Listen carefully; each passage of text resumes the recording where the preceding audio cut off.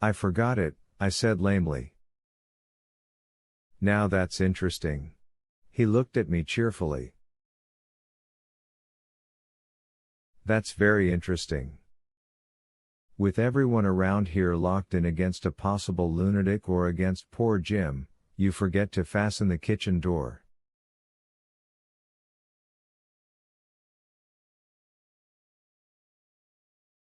And then suddenly I remembered him. I know you now. You are a friend of his, aren't you?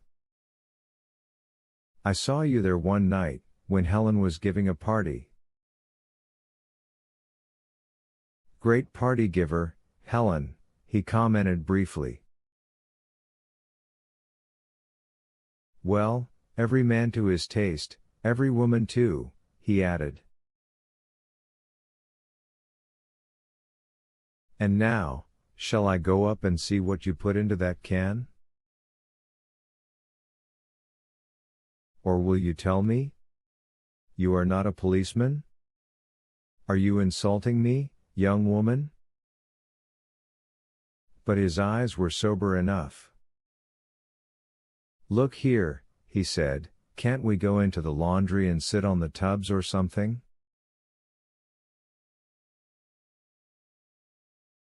You and I have some matters to discuss, and I've got a stiff leg from that fall.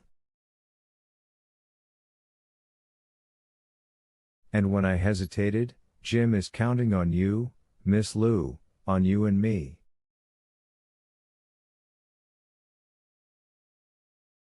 He's in a pretty tight place. Then and there I made up my mind, and I went back into the wood cellar and got the glove. I simply handed it to him.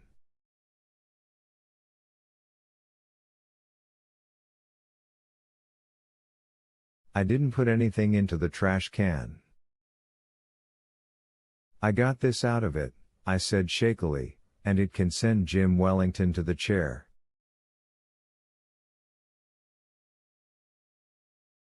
He took it and examined it.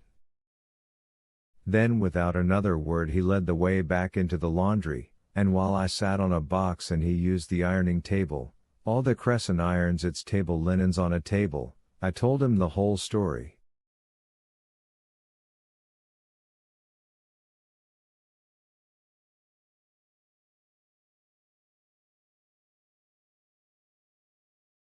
When I had finished he did as mother had done. He put the glove to his nose and sniffed.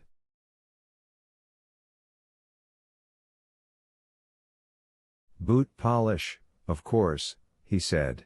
And something else too, he added with delicacy.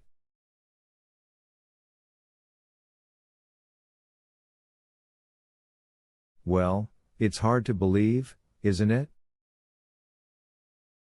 Yet there it is. There what is? Our case. I wonder, he checked himself, and smiled at me. You've given Jim a break tonight, he said. The first he's had, and he certainly needed it.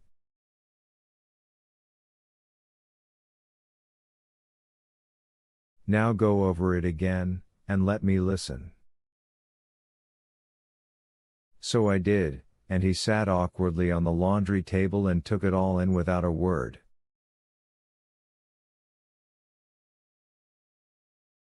When I had finished he nodded, put the glove into his pocket and then slid to his feet. Good work, Miss Lou.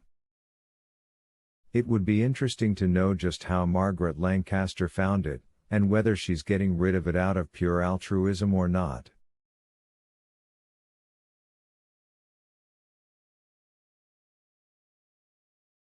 But that can wait. The main thing is that we've got it.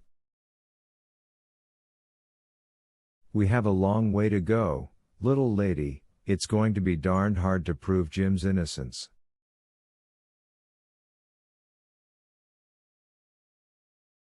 But that's what I'm here for, and you too, I gather. I'd do anything I can, I said shakily, and suddenly burst into tears.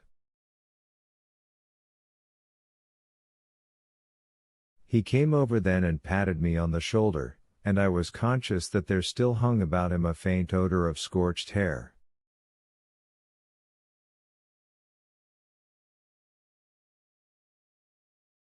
In spite of myself, that made me smile, and he touched his eyebrows ruefully.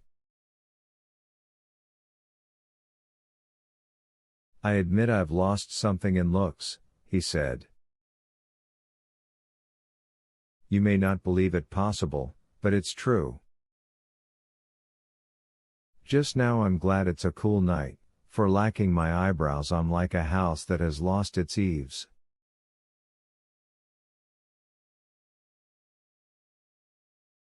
His nonsense gave me back my control, which is no doubt what he intended. But he was noncommittal about himself and his presence there.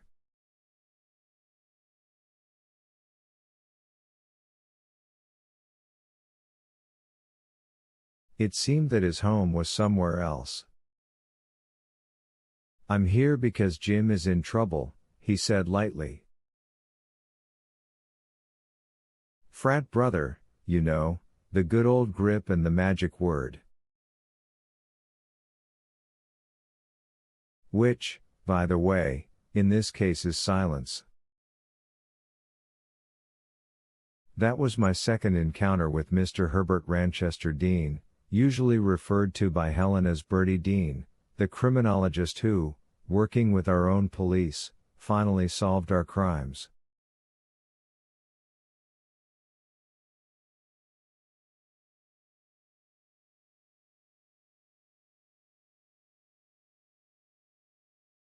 Not for some days was I to know his profession, nor for weeks of that laboratory of his which, when I finally saw it, looked not unlike the one where mother goes annually for her various tests.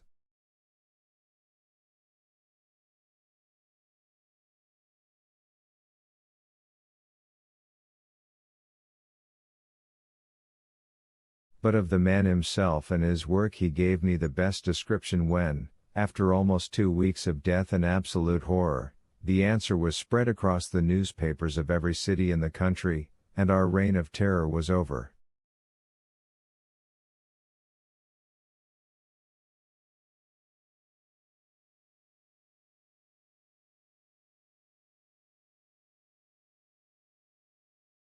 I am not a lone wolf, he said.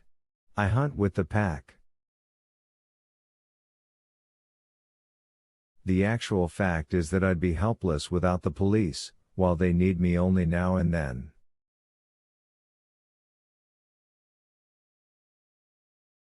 They have the machinery, for one thing. What I have is a line of specialized knowledge, odds and ends. Actually, I look after the little things, while they do the big ones.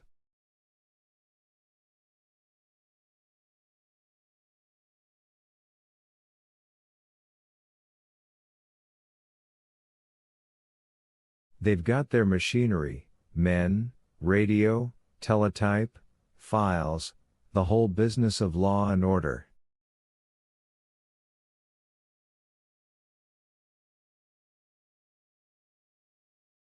I've got mine.